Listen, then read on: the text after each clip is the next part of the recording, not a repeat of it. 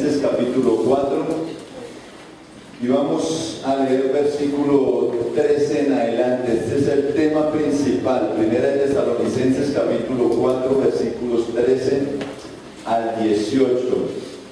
Por favor recuerde, ojalá traiga usted cuaderno, lápiz, porque hay mucho que compartir en muy poco tiempo. Anote las citas bíblicas y ya en su casa puede leer, mirar con más tiempo, meditar, pero necesitamos ser disciplinados en ello. Dice la palabra de Dios, 1 Tesalonicenses capítulo 4, 13 en adelante. Tampoco queremos, hermanos, que ignoréis acerca de los que duermen, para que no os entristezcáis como los otros que no tienen esperanza.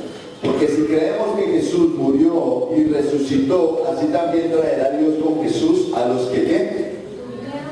A los que durmieron en Él. Por lo cual os decimos esto en palabra del Señor, que nosotros que vivimos, que habremos quedado hasta ¿cuándo? Hasta la venida del Señor, no precederemos ¿a quiénes? A los que durmieron. Muy bien, porque el Señor mismo con voz de mando, con voz de arcángel y con trompeta de Dios descenderá del cielo, y los muertos en Cristo resucitarán primero. Hay un orden, ¿no es cierto? Luego, ¿quiénes? Nosotros, los que vivimos, los que hayamos quedado, seremos ¿qué? Arrebatados juntamente con ellos. ¿Quiénes son ellos? Los que duermen. Muy bien, los muertos en Cristo, ¿no es cierto? ¿En dónde? En las nubes. ¿Para qué? Para recibir al Señor. ¿En dónde? Y así estaremos siempre con el Señor. Por tanto, alentaos los unos a los otros con estas palabras. ¿Qué texto, no? ¿Qué palabra la que el Señor nos regala esta mañana? Entonces quiero ponernos en el tema que estamos tratando, que es los eventos hacia el futuro, ¿no es cierto? Entonces, ¿en qué tiempo estamos viviendo según la línea del tiempo? ¿Qué tiempo vivimos hoy en día? Ok, según los eventos futuros, los últimos tiempos, ok, pero hemos escuchado muchas veces eso. ¿Qué tiempo estamos viviendo? Hablamos sobre el tiempo de la iglesia. Este es el tiempo de la iglesia. El tiempo que vivimos hoy en día es el tiempo de la iglesia. Después del tiempo de la iglesia, ¿qué viene? ¿Qué evento sigue? Entonces lo que acabamos de leer, el rapto o el arrebatamiento de la iglesia. Nos vamos al cielo, nos vamos a nuestra casa, nos vamos a nuestro país o ciudadanía eterna que tenemos. Después del rapto o arrebatamiento de la iglesia, ¿qué evento sigue? El tribunal de Cristo, que ya hablamos la vez pasada, ¿no es cierto? Las recompensas, las coronas. Después de recibir las recompensas o las coronas por la vergüenza de aquellos que no fueron fieles, ¿qué evento sigue? Las bodas del Cordero. Después de las bodas del Cordero, ¿qué evento sigue en el cielo? La segunda venida de Jesucristo con su iglesia. Ahora me devuelvo. ¿Qué evento estamos viviendo actualmente? El tiempo de la iglesia. Muy bien. Pero ahora nos vamos a quedar aquí en la tierra. Después de que la iglesia sea raptada, arrebatada, ¿qué pasa aquí en la tierra? ¿Qué tiempo entramos? La tribulación. ¿Cuánto tiempo dura la tribulación? 7 años, donde todos los juicios del Apocalipsis se van a cumplir. Las trompetas, las copas y los sellos. Cada juicio se compone más o menos de 3 o 4 juicios. El peor tiempo de la historia para vivir, y vamos a verlo más adelante. Por ahora nos vamos a concentrar en lo que tiene que ver en el rapto o arrebatamiento de la iglesia, que fue lo que leímos en Tesalonicenses. ¿Qué pasó? Pablo enseñó a la iglesia de Tesalónica sobre el misterio, porque había un misterio. No había sido revelado qué pasaba con los que dormían, con los que morían en Cristo. ¿Dónde estaban? ¿Qué estaban haciendo? Entonces el apóstol Pablo habla sobre el misterio de la segunda venida de Jesucristo, o la venida de Jesucristo, y solucionar 3 problemas. ¿No es cierto? ¿Cuáles eran los 3 problemas para solucionar en la iglesia de Tesalónica? La ignorancia, la tristeza y la desesperanza. Dice, para que no vivan ustedes que son hijos de Dios, no pueden vivir en ignorancia, ni en tristeza, ni en desesperanza, como ellos, como los otros que no tienen esperanza, ¿no es cierto? ¿Quiénes son los que no tienen esperanza? ¿Quiénes son los que viven en ignorancia, en tristeza y en desesperanza? Los que no son creyentes, los que no son hijos de Dios, los que no han nacido de nuevo. Para ellos no hay esperanza, sino hay desesperanza y tristeza por falta del conocimiento de la palabra de Dios. Entonces Pablo va a solucionar esos temas en cuanto a los que duermen, a los que murieron en Cristo. ¿Qué pasa con ellos? ¿Qué sucedía en Tesalónica? Algunos santos de la iglesia de Tesalónica ya habían muerto, durmieron, el término que usa Pablo ahí. Pero sus familiares, sus seres amados que estaban vivos, preguntaban: ¿qué pasará con los muertos o con los que murieron antes de la venida del Señor? ¿Dónde están? ¿Qué están haciendo? Y es lo que esta mañana vamos a hablar y tratar de aclarar. ¿Cuáles son los eventos que nos dan aliento? ¿Cuáles son los eventos que nos dan esperanza para el verdadero Hijo de Dios? Pablo habla de 4 eventos que el apóstol Pablo enumera aquí y que se van a cumplir. Vamos a ver el primero. El primer evento está en 1 Tesalonicenses capítulo 4, versículo 16. De hecho, aquí vamos a ver 2 eventos. El primero es el siguiente: porque el Señor mismo con voz de mando, con voz de arcángel y con trompeta de Dios, ¿qué pasará? Descenderá del cielo. El primer evento que nos habla Pablo es el regreso del Señor. El Señor regresa, punto, dice el apóstol Pablo. El Señor, y nos dirá cómo, descenderá del cielo. Vamos hasta ahí nomás. Descenderá del cielo. Esta esperanza, porque es una esperanza para el Hijo de Dios. Esta esperanza pregunta: ¿cómo debe afectar mi diario vivir?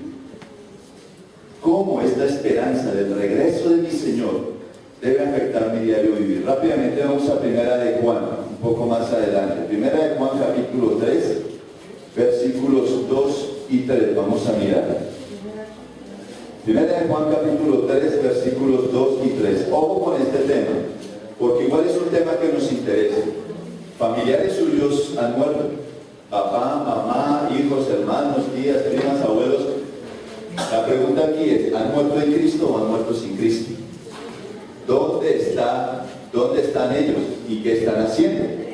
¿Sí? Pero ojo, porque el tema que me voy a enfocar hoy es sobre los muertos y los vivos en el arrebatamiento de la iglesia en Cristo. ¿Qué significa en Cristo? Muertos y vivos en Cristo, ¿qué significa? Aquellos que creyeron, nacieron de nuevo, son salvos.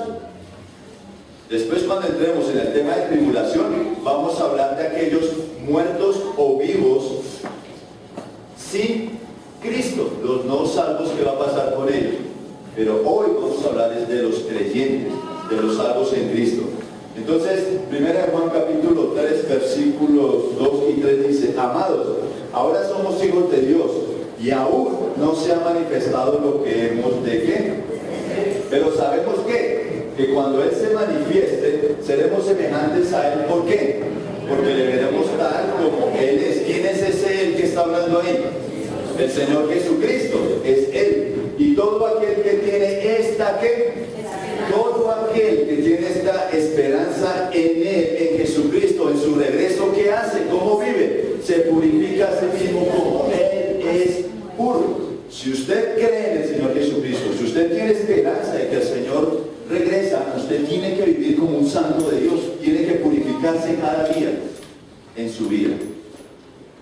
Si vivimos plenamente convencidos y con la expectativa de que su regreso puede suceder hoy, no viviríamos ni un minuto más de la manera que hoy vivimos, preocupados más por lo material, por lo terrenal, por lo temporal. No me preocuparía tanto por la casa o la vivienda terrenal, sino más por la celestial, por la morada celestial. Viviría una vida de pureza. ¿Qué tan puro es usted? Miren lo que dice, vamos, Colosenses capítulo 3, versículo 5, un poco más hacia atrás. Colosenses capítulo 3, versículo 5, miren lo que el apóstol Pablo, el mismo que nos está hablando de las venidas del Señor, dice que tenemos que hacer. Colosenses 3, 3:5, correcto, muy bien, recuerdan en Colosenses 3:5, dice, hacer morir pues, ¿qué? Lo terrenal en vosotros, fornicación, impureza, pasiones desordenadas, malos deseos y avaricia, que es cosas por las cuales la disciplina, la ira de Dios viene sobre los hijos que quieren vivir en desobediencia, a pesar de la esperanza que hay de la segunda venida del Señor. Que el Señor puede venir hoy, el Señor puede venir en este instante, en este momento, pero realmente me encontraría viviendo una vida de pureza, purificándome a mí mismo. Esa es la pregunta que tenemos que hacernos. Vamos a ver un ejemplo. Dice que debemos hacer morir lo terrenal en nosotros, matar lo terrenal en nosotros. ¿Cómo mato lo terrenal en mí? ¿Cómo mato la fornicación, la impureza, la idolatría, la avaricia, el egoísmo, la ira, el rencor, la amargura, los celos? ¿Cómo mato esas cosas terrenales, esos deseos, esas pasiones que salen de mí? Dice que no alimentándolos, no alimente esas pasiones. Vamos a ver un ejemplo de un santo del Antiguo Testamento. Vamos al libro de Job. No alimente el pecado en su vida. Rechace el pecado cada día en su vida. Job está antes de Salmos, no lo vaya a buscar antes de Apocalipsis, ¿oyó? Job capítulo 31. Y vamos a mirar versículos 1 y 2. Mire el tiempo en el que vivía este santo. El libro de Job se ubica en el tiempo de Génesis y el tiempo que vivió Noé. En el tiempo de Génesis fue un tiempo muy perverso, muy malo, de mucha maldad, y hacia allá vamos nosotros. No se crea que es que, como algunos piensan, que los cristianos hemos triunfado porque no aprobaron la adopción de los niños, ¿no es cierto?, de los homosexuales. Eso en el tiempo lo va a aprobar la ley, no se preocupen, porque está escrito en la palabra de Dios. Para que el Señor venga y regrese, tenemos que estar viviendo como en los tiempos de Noé. Eso lo van a aprobar. No se preocupe del hecho de que no vamos a llegar a ese nivel de maldad. Lo que usted tiene que preocuparse, ¿sabe por qué es? Cuando el Señor venga, usted esté viviendo eso es lo que usted tiene que preocuparse realmente, por su generación. Levantar hijos y varones, abriéndole los ojos y haciéndoles entender hacia dónde va el mundo.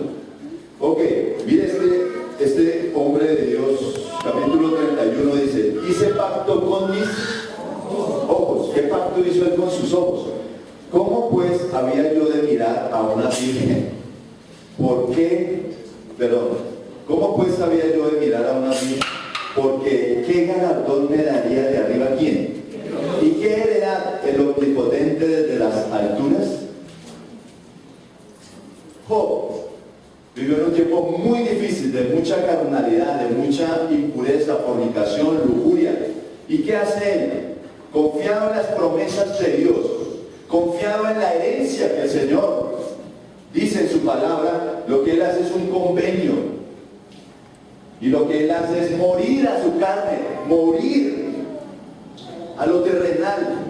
Y dice que mis ojos, voy a trabajar duro para que mis ojos no codicien a una mujer virgen, a una joven virgen. No voy a mirar, no voy a alimentar ese deseo que por naturaleza llega a nuestro corazón o a nuestra mente. Voy a ilustrar de la siguiente forma, como Daniel, un adolescente en una nación pagana llamada Babilonia, y como Daniel de temprana edad, porque sus padres le enseñaron los principios bíblicos, le enseñaron quién era Dios, cuál era la esperanza que él tenía en su corazón, y decidió, dice el libro de Daniel capítulo 1 versículo 8, propuso en su corazón no contaminarse con lo inmundo delante de Dios. Voy a ilustrarlo de la siguiente forma. Tengo dos bombas.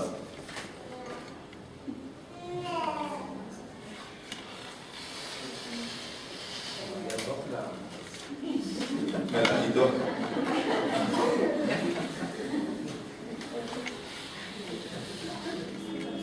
Ay, Dios mío, todavía soplo. Entonces, esta bomba blanca representa La nueva naturaleza en Cristo, el Espíritu Santo viviendo en la vida de un hijo de Dios. Y esta que me la vendieron como negra, pero cuando la persona le dio morada, sería color negro, representa la vieja naturaleza, el viejo hombre, las concupiscencias que habla la palabra de Dios. ¿Cómo hago si estoy alimentando estos deseos carnales, estas pasiones mundanas, si las estoy alimentando? ¿Cómo está mi nueva naturaleza? Desnutrida. Si alimento esta queda desnutrida automáticamente. Las dos no las puedo tener alimentadas al mismo tiempo. Si alimento los deseos carnales, el Espíritu Santo en mí está apagado. ¿Cómo hago para dejar de hacer esto? ¿Cómo hago para no alimentar más estas pasiones y empezar a alimentar esa nueva naturaleza? El Espíritu Santo, ser lleno del Espíritu Santo en mi vida. ¿Cómo lo hago? ¿Cuántos han hecho uno a uno? Lección 2 del discipulado uno a uno. ¿Cuál es el versículo que memorizamos? ¿Perdón? Muy bien, ¿quién la discipuló? No, la discipuló. Primera de Juan 1:9. Si confesamos nuestros pecados, Él es fiel y justo para perdonarnos y limpiarnos de toda maldad. Aquí, de pasar de aquí, de la vieja naturaleza a la nueva naturaleza, no es con ir al psicólogo, al psiquiatra, tomar medicina. Si confiesas, si eres consciente de que tienes un problema carnal, una pasión que estás alimentando, tienes que confesar tu pecado delante de Dios, porque Él te perdona y te limpia. Pero si no lo confiesas, vas a seguir alimentando y alimentando. Y puedes congregarte, y puedes participar de la Santa Cena, y puedes ofrendar, pero no tienes la esperanza verdadera de un hijo de Dios.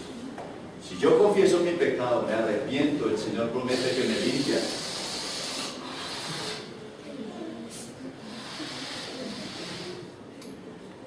Si alimento mi nueva naturaleza, ¿qué va a pasar con la antigua?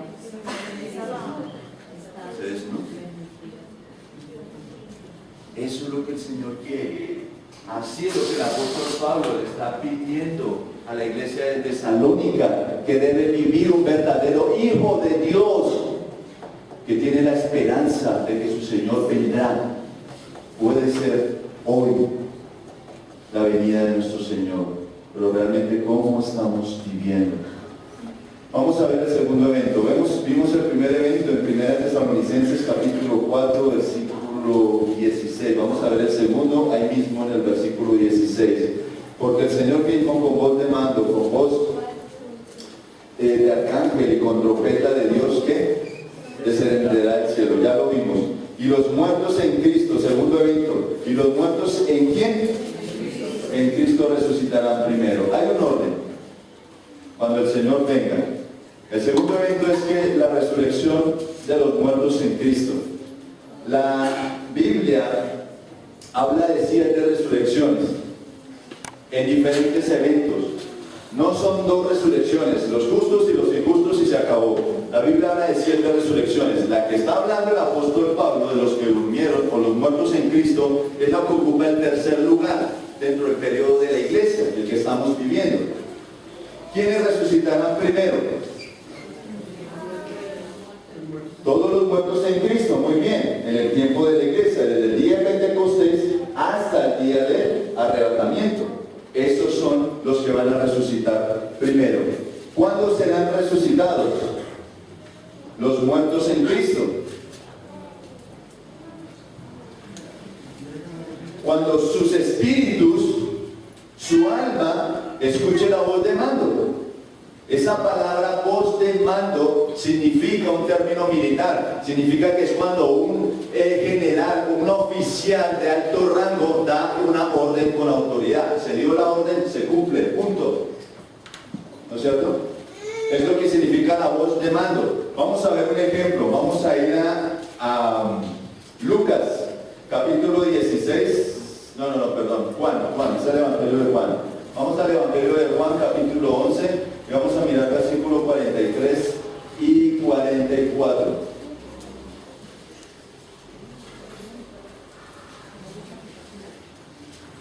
Dice la palabra del Señor en Juan capítulo 11, versículos 43 y 44. Y habiendo dicho esto, clamó a gran voz: Lázaro, ven fuera. Y el que había muerto salió atadas las manos y los pies con vendas, y el rostro envuelto en un sudario. Jesús le dijo: desatarle y dejarle ir. ¿No es cierto? Nos está hablando de la muerte de Lázaro. Lázaro, el hermano de Marta y María, había muerto ya hace ¿cuántos días? Hace 4 días, ¿no es cierto? Lázaro había muerto. Cuando oyó la voz de su Señor, inmediatamente su espíritu desciende a su sepulcro, donde estaba su cuerpo, y este hombre toma vida nuevamente, se levanta su cuerpo y sale, porque escuchó la voz de mando de su Señor. La conocía y obedeció su espíritu. ¿Dónde estaba el espíritu de Lázaro? Simplemente anoten la cita y leen en su casa. Lucas capítulo 16, versículo de 19 al 31, dice que apenas Lázaro murió, durmió, que es lo que está hablando Pablo, ¿sí? Los muertos en Cristo. Apenas murió Lázaro, su espíritu sale de su cuerpo y fue al seno de Abraham, o paraíso, que habla Lucas capítulo 16. Hay 2 lugares en la Biblia, antes de la resurrección de Jesucristo, hay un lugar que se llama Seol, y todos los salmistas, David, decían: Señor, no mandes mi alma al Seol. ¿Qué pasa en el Seol? En el Seol hay 2 lugares. Un lugar que se llama, en el Seol se llama el lugar de los muertos. Ese Seol es el lugar de los muertos sin Cristo. Pero había otro lugar llamado el seno de Abraham, o paraíso. Y ambos lugares estaban juntos, pero no mezclados, estaban separados por una gran cima. ¿Dónde fue el espíritu de Lázaro cuando falleció? ¿Fue al seno de Abraham o el paraíso? Y allá estaba vivo, consciente, como lo vamos a ver, hablando con Moisés, hablando con Elías, diciéndole: oiga, Elías, ¿qué se siente ser arrebatado y no experimentar la muerte? A ver, cuente la experiencia. Cuando escucha la voz de mando de su Señor, inmediatamente su espíritu desciende al cuerpo, al sepulcro, y se levanta de nuevo. Vuelve a la vida. Ojo, eso era antes de la resurrección de Jesucristo. Cuando Jesucristo resucitó, que es las primicias de la resurrección, dice la Biblia, el apóstol Pablo en Efesios, que Jesucristo descendió al Seol, o a los lugares más profundos de la tierra. Y es donde mucha gente se pregunta: ¿pero a qué fue Jesucristo, al infierno o al Seol? Si ya no hay salvación, ¿fue a evangelizarlos, a predicarles? No, es que porque en ese lugar llamado Seol también estaba el seno de Abraham, o el paraíso, donde estaban los espíritus de todos los santos del Antiguo Testamento, desde Adán hasta antes de la resurrección de Jesucristo. Él desciende al Seol, como él ya rompió el velo, como consumado es, no había absolutamente nada que impidiera que estos santos fueran a la presencia de Dios. Entonces él baja al seno de Abraham, al paraíso, y se lleva a todos sus espíritus a la presencia de Dios. Por eso nos ayuda a responder la siguiente pregunta: ¿dónde están los muertos en Cristo? Que habla Pablo. Y vamos a mirar, usted puede mirar, búsquelo, 2 Corintios 5:8, anote esa cita. ¿Qué está hablando Pablo? Pablo dice: para mí el vivir es Cristo y el morir es.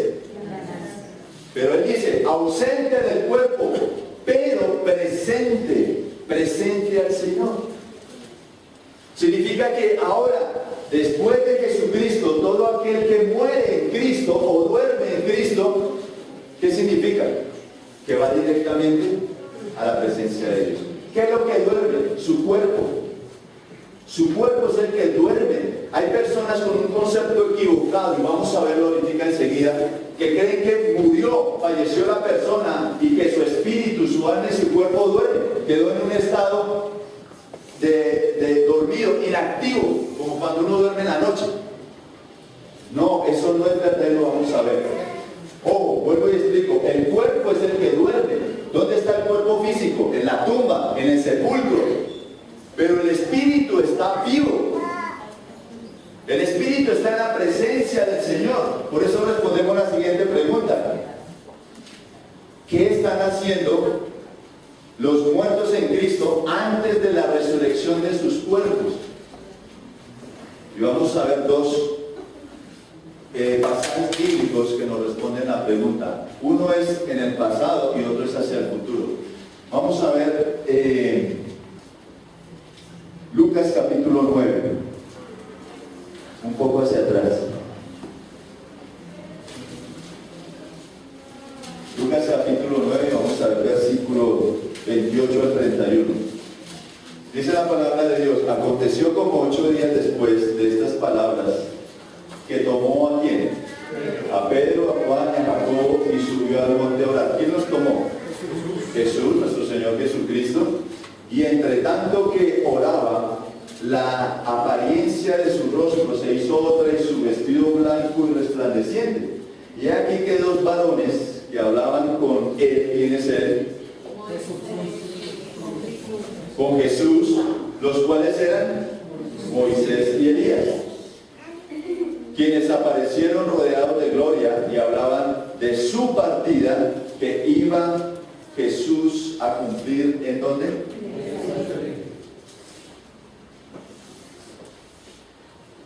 ¿Qué estaban haciendo Moisés y Elías? Dice que están hablando, y si hablan también están, y si escuchan y hablan están viendo. Fueron enviados por Dios, su espíritu consciente en la presencia de Dios, son enviados por Dios a cumplir una misión, a tener una conversación, a tener una reunión con Jesucristo. ¿Y cuál era el tema a tratar? Su partida. ¿Qué significa eso? Su muerte, sepultura y resurrección que iba a suceder en Jerusalén. Y mire qué ejemplo el que nos da la palabra de Dios, de Moisés, que experimentó la muerte. ¿Dónde estaba el cuerpo de Moisés? En el sepulcro. Pero Moisés desciende, su espíritu, con un cuerpo temporal, porque dice que estaban vestidos. Pero Elías no experimentó la muerte, sino que Elías fue arrebatado, raptado. Pero también su espíritu desciende a cumplir la misión que Dios le encomienda.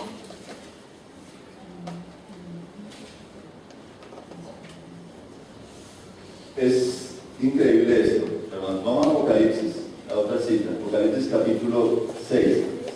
Vamos a hablar de un tema, ese sí no tiene pierde el libro, hermanos, es el último.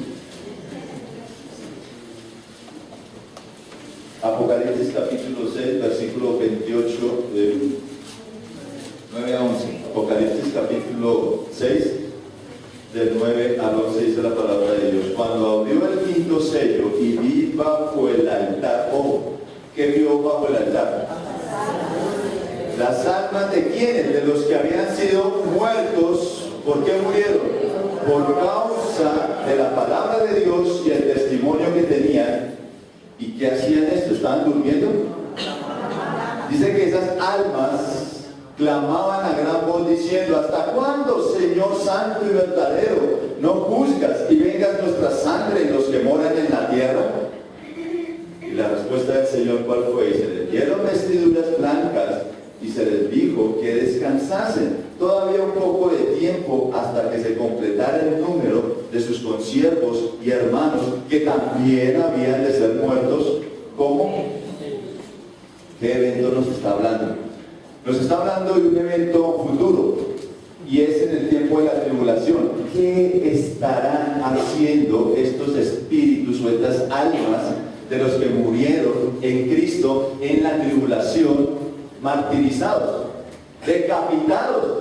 Porque estos creyentes en Cristo fueron decapitados, como dice Apocalipsis, por predicar el Evangelio, por no negar a su Señor Jesucristo, por no negar su fe. Son perseguidos y muertos en el tiempo de la tribulación. Estas almas suben, dicen, está debajo del altar, pero estas almas están conscientes, estos espíritus están conscientes, están viendo escuchando y están hablando, están clamándole al Señor para que se haga justicia. Tú que eres santo, Señor, haz justicia con aquellos perversos y malos que nos asesinaron y nos mataron, nos decapitaron. Y el Señor, ¿qué hace? Les da unas vestiduras.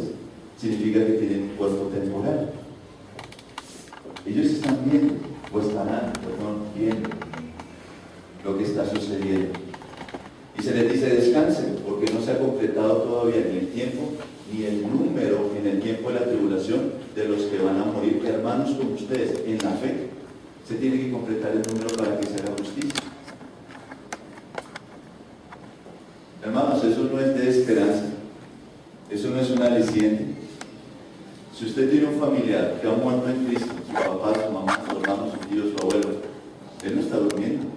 Su espíritu tiene un cuerpo temporal, está viendo, escuchando, está hablando y le está sirviendo al Señor antes de la resurrección de su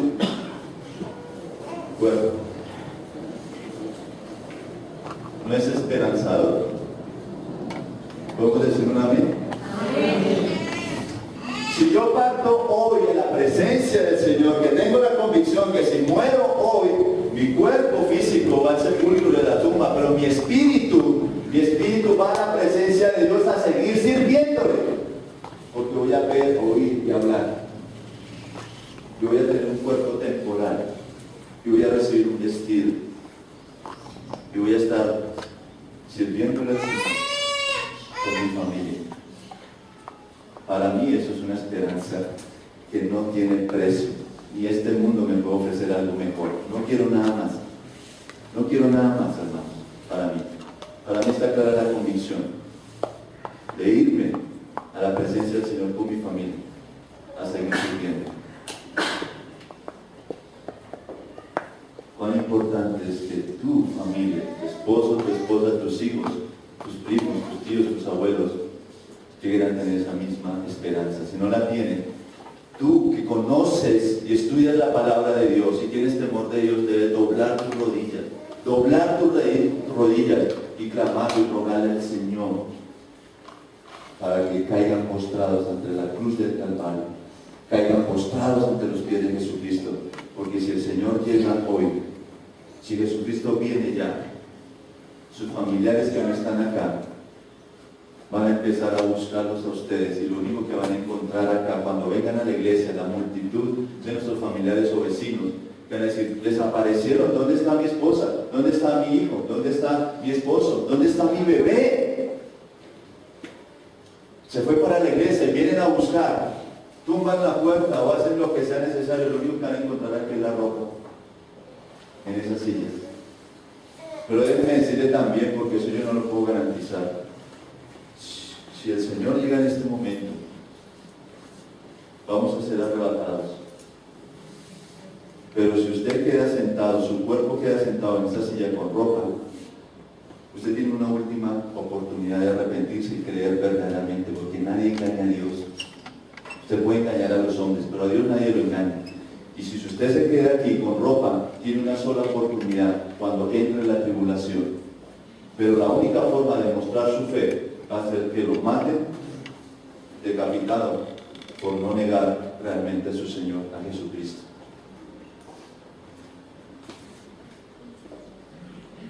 El apóstol Pablo enseñó a la iglesia de Tesalónica, y fue el tema de lo que estaba hablando, los eventos por venir, y eso es lo que esperamos. No sé qué está esperando usted, y no sé en qué está invirtiendo sus recursos, su vida, los dones que Dios le dio. No sé, el tiempo, no sé. Eso, Dios, es usted y Dios. ¿Quiénes oirán su voz y la trompeta? Según Juan capítulo 10, versículos 3 y 4, dice, sus ovejas que conocen su voz, ¿no es cierto? Dice Jesucristo en capítulo 10. Mis ovejas oyen mi voz y me siguen. ¿Por qué la oyen? ¿Por qué lo siguen?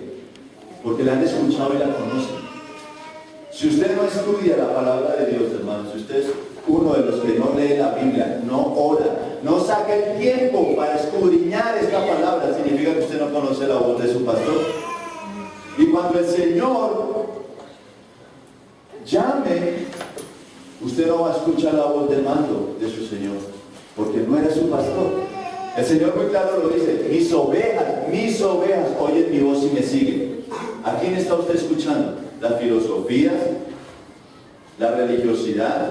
¿Está escuchando a Satanás?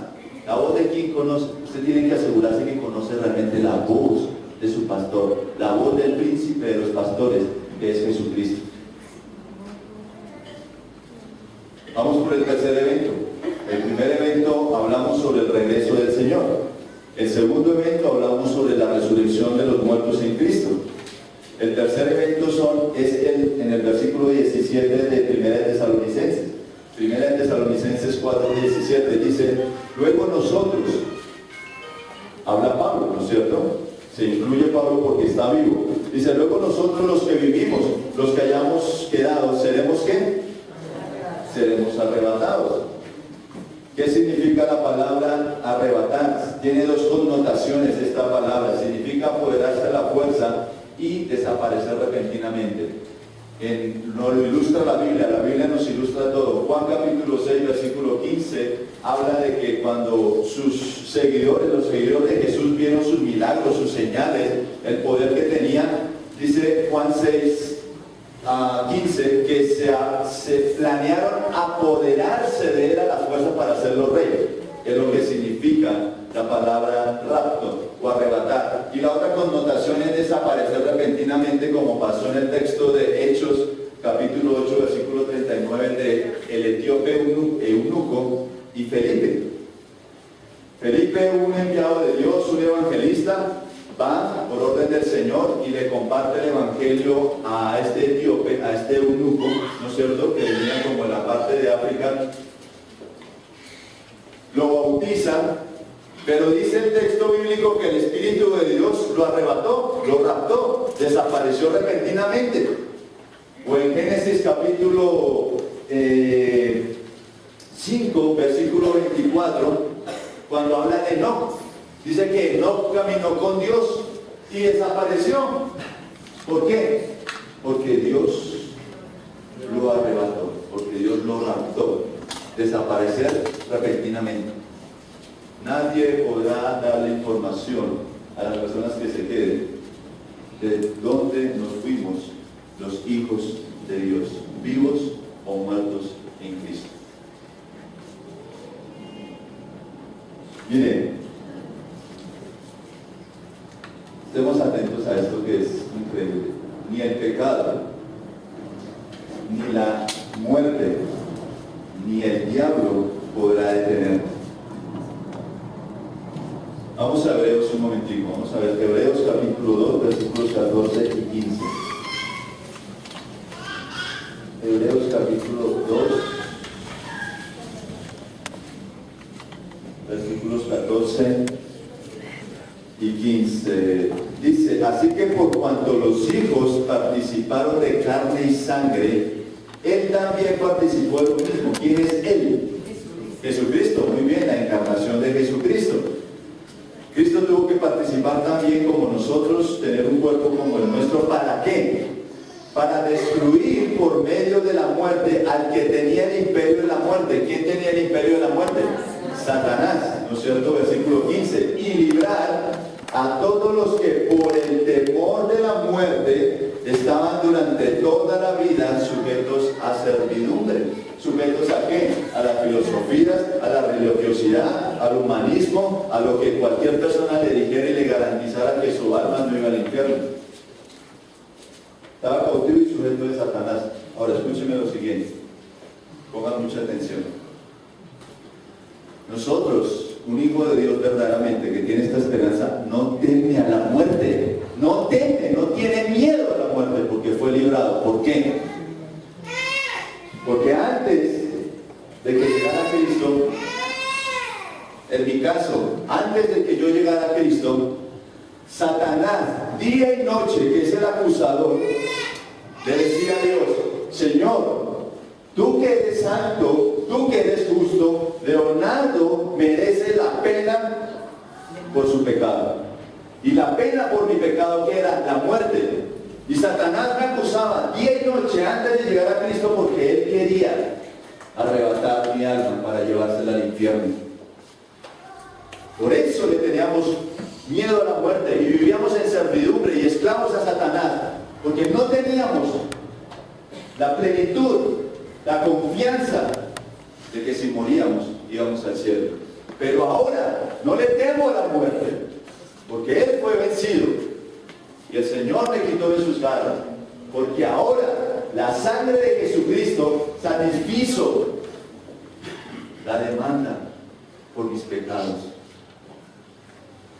Amén. Increíble, ¿no? Debo vivir en libertad. Miren, no sabemos los privilegios que tenemos como hijos de Dios. No debo temer a la muerte, porque Él ya me libró. Cuando Cristo venga, cuando el Señor escuche la voz de mando, la trompeta, Él va a venir a reclamar lo que le pertenece a Él, porque lo compró y nos libró del temor a la muerte.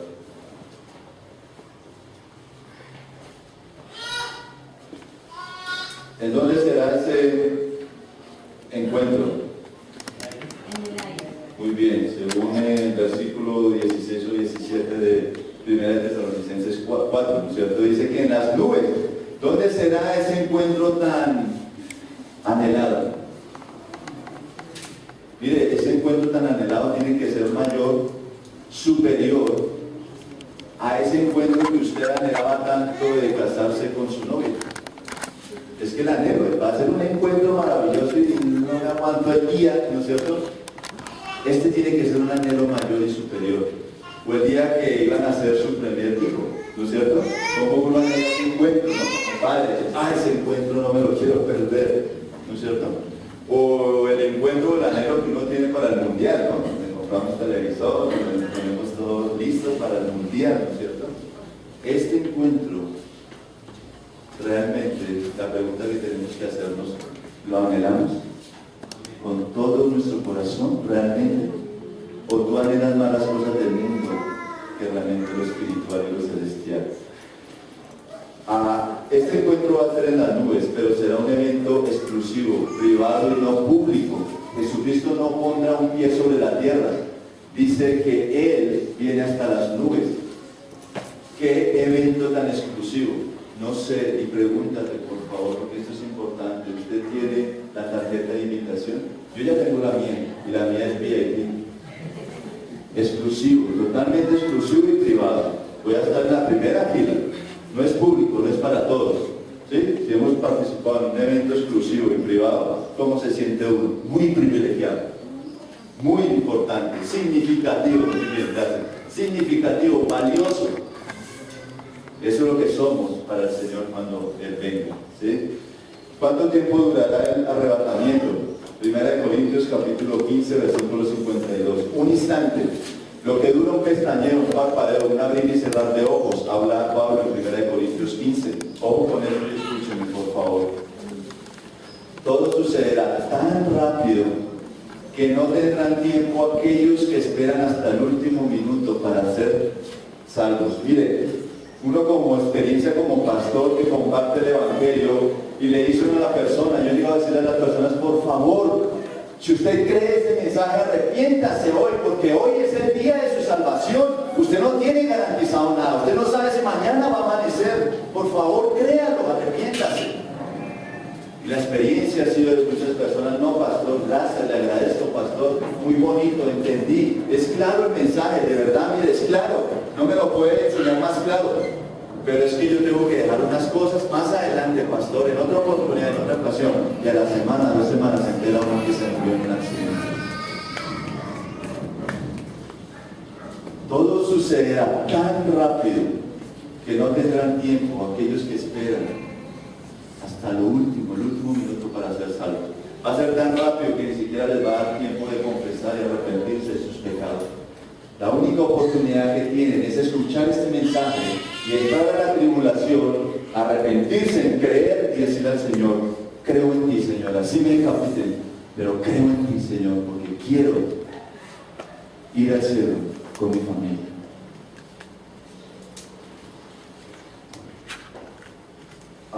Cada minuto mueren 105 personas. Cada hora mueren 6.322 personas. Cada día mueren 151.729 personas en el mundo. Hoy, ojalá el Espíritu Santo le acuerde a usted en la tarde, cuando se oponga el sol, y se acuerde, 151.700 almas han muerto. ¿Dónde va su espíritu y su alma que está consciente? Si están sin Cristo, al infierno y al Hades. Imagínense, 151.000 almas. Y nosotros tenemos una responsabilidad. Es el último evento de esta mañana, el cuarto, la responsabilidad de los santos. Usted y yo somos llamados embajadores en el nombre de Cristo. En 1 Tesalonicenses 4:17 dice que en las nubes vamos a recibir al Señor. Significa que escuchamos el sonido de trompeta. Primero resucitan los muertos en Cristo, después somos arrebatados los que estemos vivos. Y juntos, nosotros y ellos, estaremos en el aire esperando la venida de nuestro Señor. Cuando dice que subimos a recibir, ese término recibir es un término oficial, que va a descender un magistrado, va a descender alguien muy importante, el Rey de Reyes y Señor de Señores. Cuando Él descienda, que nosotros somos sus embajadores, debemos recibirlo, pero sabemos cuál es el punto siguiente. Él viene para tomar cuentas. Él viene para que le rinda cuentas de mi mayordomía de administración de los dones que Él me dio, cómo los usé aquí mientras estuve en esta tierra. Saben que nuestro cuerpo es el medio por el cual Dios escogió para compartir la palabra de la reconciliación. Usted y yo, como hijos de Dios, somos responsables de compartir y anunciar esa palabra, porque tenemos una cita con Dios. Usted y yo no vamos a escapar si realmente somos o somos, porque yo tengo la convicción. Señor Dios Padre, oh Señor Dios, tú prometes, Padre, que tu palabra no volverá a ti vacía, Señor Dios. Aunque tenemos privilegios grandes, Señor, como la esperanza de que sé que mis familiares, Señor, mis familiares en Cristo que han partido, Señor, están vivos, conscientes, escuchando, viendo, hablando, vestidos, sirviéndote, Señor. Es mi esperanza y es mi anhelo que tú regreses hoy, porque quiero estar con ellos, Señor. Ellos están viendo lo que está pasando acá, Señor. Ellos anhelan que estemos allá con ellos, Padre amado. Qué esperanza tan grande, Señor. Pero mientras tú llegas, Señor, por favor, te lo suplicamos y te lo imploramos, Señor, que nos purifiquemos a sí mismos de fornicación, de impureza, de inmundicia, Señor. Y que anunciemos, que compartamos, que seamos buenos representantes del reino de los cielos aquí en la tierra, que seamos buenos embajadores en el nombre de Cristo, Señor. Ayúdanos a proclamar esa verdad en el nombre de Cristo Jesús. Amén.